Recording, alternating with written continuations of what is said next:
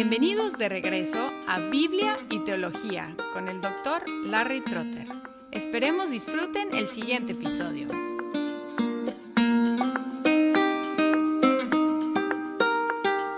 En la siguiente sección de la Confesión de Fe de Westminster, los capítulos 14 al 18, sigue hablando de la salvación, pero ahora vista desde la perspectiva de los seres humanos, es decir, ¿qué hacemos nosotros? Y el primer elemento, naturalmente, es la fe salvadora. Enfatiza que la fe es un regalo de Dios en el primer párrafo y liga la fe con el ministerio de la palabra. Pero dice que la fe es hecha ordinariamente por el ministerio de la palabra. No dice qué otro medio puede haber, pero acuérdense de que vimos en la sección sobre el llamamiento eficaz, que en el caso de infantes y de personas con capacidades limitadas, Dios puede operar sin la mediación de la palabra y regenerarlas. Incluye aquí también los sacramentos y la oración como medios de crecer en la fe. Dice la gracia de la fe por la cual se capacita a los elegidos para creer para la salvación de sus almas es la obra del Espíritu de Cristo en sus corazones y es hecha ordinariamente por el ministerio de la palabra, también por la cual y por la administración de los sacramentos y por la oración se aumenta y se fortalece. El segundo párrafo distingue entre la fe en general en lo que la Biblia dice y la fe especial en Cristo. La fe general en lo que dice la Biblia se conduce a la fe especial en Cristo e identifica los principales hechos de la fe salvadora como aceptar, recibir y descansar solo en Cristo para la justificación, santificación y vida eterna. Estos tres elementos, aceptar, es la aprobación de la verdad de lo que dice la Biblia. Recibir es una apropiación personal y descansar es el acto personal de confiar en Cristo. El tercer párrafo reconoce que la fe, como la santificación, existe en diferentes grados. Dice, esta fe es diferente en grados, débil o fuerte. Puede ser atacada y debilitada frecuentemente de muchas maneras, pero resulta victoriosa, creciendo en muchos hasta obtener la completa seguridad a través de Cristo, quien es tanto el autor como el consumador de nuestra fe. Y aquí encontramos que la completa seguridad es posible y muchos la logran, pero no es completamente de la esencia de la fe. Es decir, que un verdadero creyente puede tener verdadera fe sin tener siempre la completa seguridad de su propia salvación. Es decir, que su salvación es segura, pero no experimenta en cada momento esa seguridad. El capítulo 18 es acerca de esa seguridad y habla del asunto en más detalle. El capítulo 15 cubre el arrepentimiento para vida y enfatiza que es un don igual que la fe y debe ser predicado junto con la fe. El primer párrafo dice simplemente el arrepentimiento para vida es una gracia evangélica y esta doctrina referente a ella debe ser predicada por cada ministro del Evangelio, tanto como la de la fe en Cristo. El segundo párrafo define el arrepentimiento como volver de nuestros pecados a Dios, con pleno propósito de vivir para Dios. Dice, al arrepentirse un pecador se aflige por sus pecados y los odia, movido no solo por la vista y el sentimiento del peligro, sino también por lo inmundo y odioso de ellos, que son contrarios a la santa naturaleza y a la justa ley de Dios. Y al comprender la misericordia de Dios en Cristo, para los que están arrepentidos, se aflige y odia sus pecados, de manera que se vuelve de todos ellos hacia Dios, proponiéndose y esforzándose para andar con Él en todos los caminos de sus mandamientos. Aquí hay una motivación negativa, evitar el peligro, y también positiva, la misericordia de Dios en Cristo. El tercer párrafo aclara que no es hacer penitencia, es decir, satisfacción por el pecado, pero es absolutamente necesario para obtener el perdón de los pecados. Dice, aun cuando no debe confiarse en el arrepentimiento como una satisfacción por el pecado o una causa de perdón para éste, ya que el perdón es un acto de la pura gracia de Dios en Cristo. Sin embargo, es de tanta necesidad para todos los pecadores que ninguno puede esperar perdón sin arrepentimiento. Es decir, que no somos perdonados por el arrepentimiento, pero tampoco somos perdonados sin el arrepentimiento.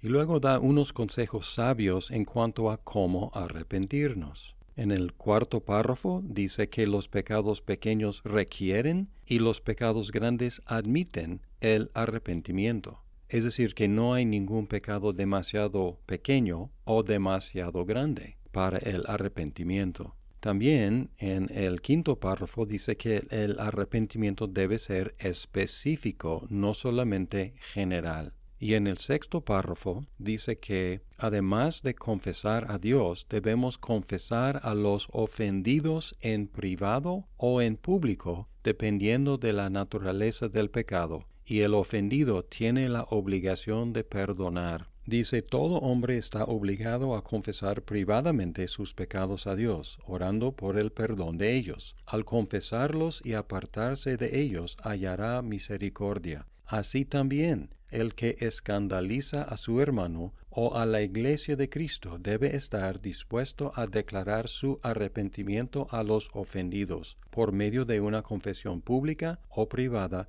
con tristeza por su pecado. Los ofendidos deberán entonces reconciliarse con él y recibirle en amor. Consejos muy prácticos que nos ayudarán a mantener la paz en la iglesia.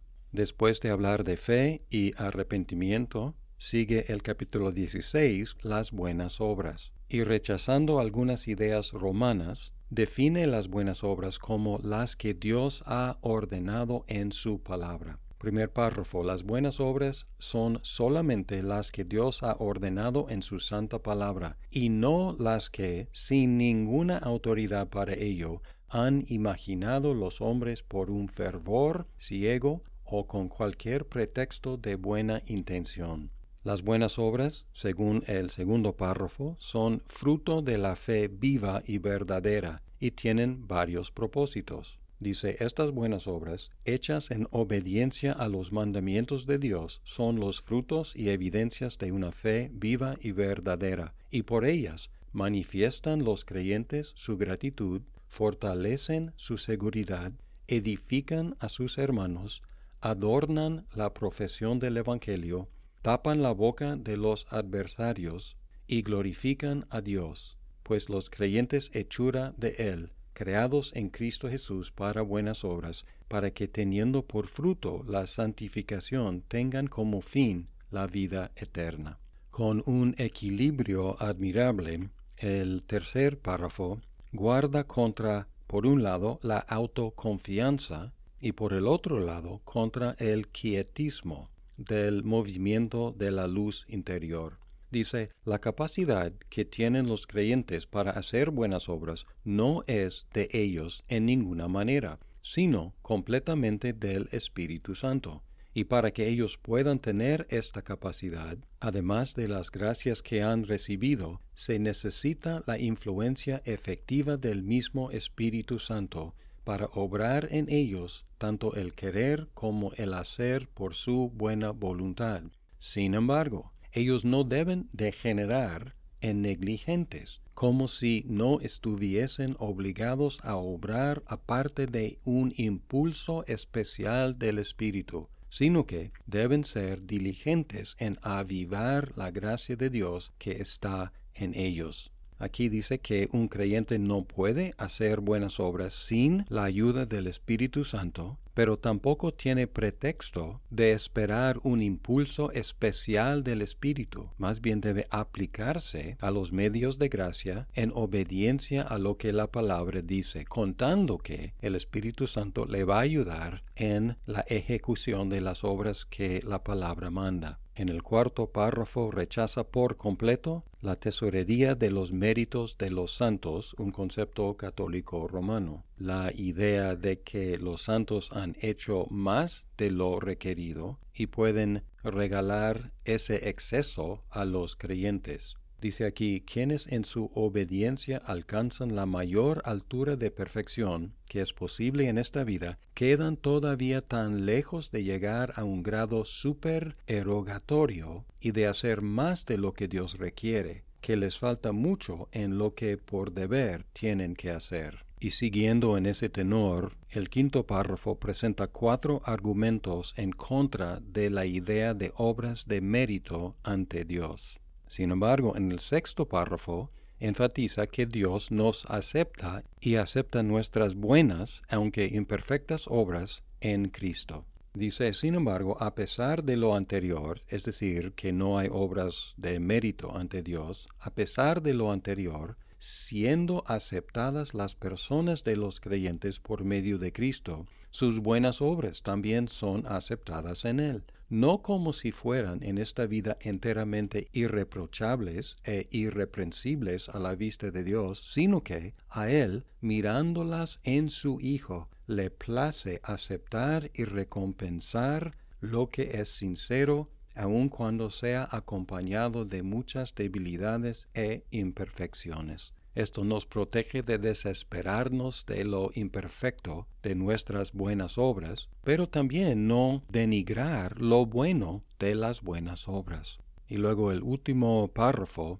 toca un punto un poco difícil, diciendo que los no regenerados no pueden hacer buenas obras, como son definidas aquí, pero es peor aún no hacerlas. Y dice que no pueden hacer buenas obras porque no proceden de un corazón purificado, no son hechas de la manera correcta de acuerdo a la palabra, ni para un fin correcto que es la gloria de Dios.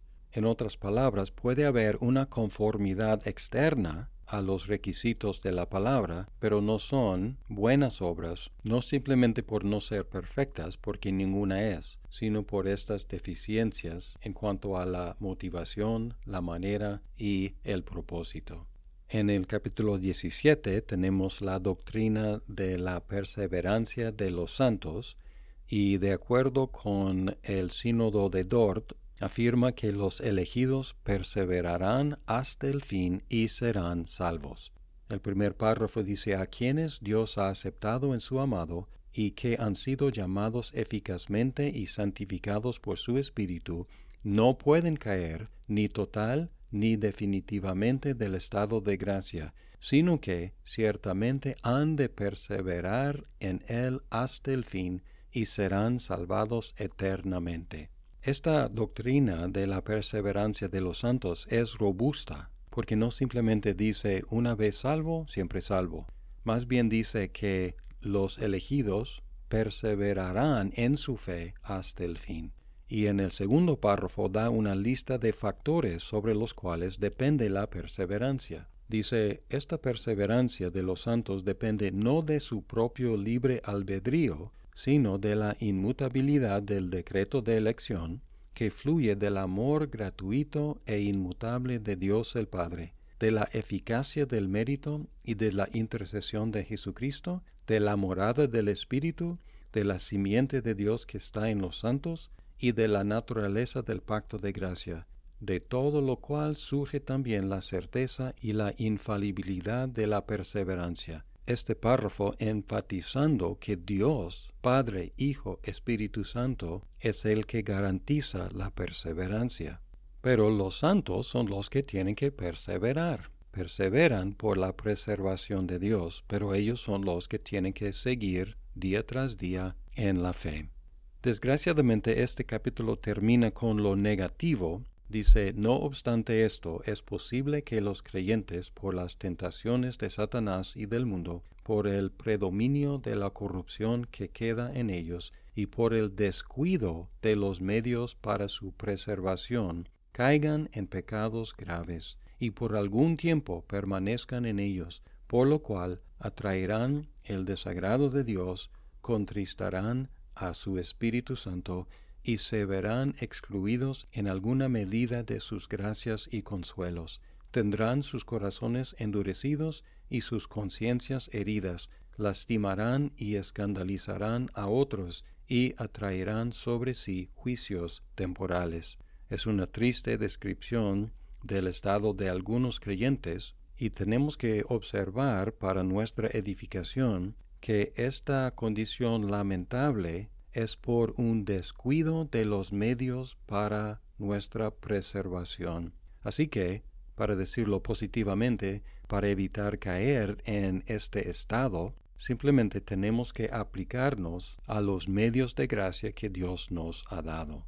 El último capítulo de esta sección es sobre la seguridad de la salvación. Y cuando habla de la seguridad de la salvación, hay dos sentidos. En el primer párrafo se refiere a la experiencia de la seguridad y dice que es posible en esta vida. Dice, los que creen verdaderamente en el Señor Jesús y le aman con sinceridad, esforzándose por andar con toda buena conciencia delante de Él, pueden en esta vida estar absolutamente seguros de que están en el estado de gracia y pueden regocijarse en la esperanza de la gloria de Dios, y tal esperanza nunca les hará avergonzarse. Pero en el mismo párrafo advierte contra las esperanzas falsas y presunciones carnales de los hipócritas y de otros hombres no regenerados. Luego en el segundo párrafo dice que esta seguridad, o sea, esta experiencia de la seguridad se basa en las promesas de Dios, la evidencia de fe en el creyente y el testimonio del Espíritu Santo. Aquí dice, esta seguridad no es una mera persuasión presuntuosa y probable fundada en una esperanza falible, sino que es una seguridad infalible de fe basada en la verdad divina de las promesas de salvación, en la demostración interna de aquellas gracias a las cuales se refieren las promesas, en el testimonio del Espíritu de adopción, testificando a nuestro espíritu de que somos hijos de Dios. Este espíritu es la garantía de nuestra herencia y por el cual somos sellados hasta el día de la redención. En la evangelización popular entre iglesias evangélicas, muchas veces se ofrece la seguridad basada solamente en la primera cosa, es decir, las promesas de Dios. Pero aquí incluye con las promesas de Dios la evidencia de la fe en el creyente y el testimonio del Espíritu Santo. Es decir, que el fruto de fe hace una contribución a la experiencia de la seguridad de la salvación, lo cual es lógico. Para decirlo negativamente, si no hay evidencia en la vida de uno que es creyente, pues no debe experimentar la seguridad de serlo. Pero si hay fruto de fe en la vida de un creyente, tiene razón por creerse creyente. Considero que Westminster es más cuidadosa que el Catecismo de Heidelberg, pregunta 21, porque admite que un verdadero cristiano puede no disfrutar la plena seguridad por un tiempo y puede luchar mucho por alcanzarla. Porque dice aquí en el tercer párrafo, esta seguridad infalible no corresponde completamente a la esencia de la fe, sino que un verdadero creyente puede esperar mucho tiempo y luchar con muchas dificultades antes de ser participante de tal seguridad. Y luego explica que la manera de luchar es simplemente hacer un uso correcto de los medios ordinarios de la gracia. No es una revelación extraordinaria, sino el resultado de simplemente caminar como un cristiano en los medios que Dios nos ha dado. Y luego el cuarto párrafo dice que la seguridad se puede disminuir o perderse por distintas causas. En realidad es pastoralmente tierno, porque reconoce que los cristianos tenemos luchas y podemos disminuir por nuestro pecado nuestra experiencia de la seguridad. Sin embargo, enfatiza que podemos recuperarla por medio de la atención a los medios que Dios nos ha dado, la palabra, la oración, los sacramentos en el contexto de la Iglesia.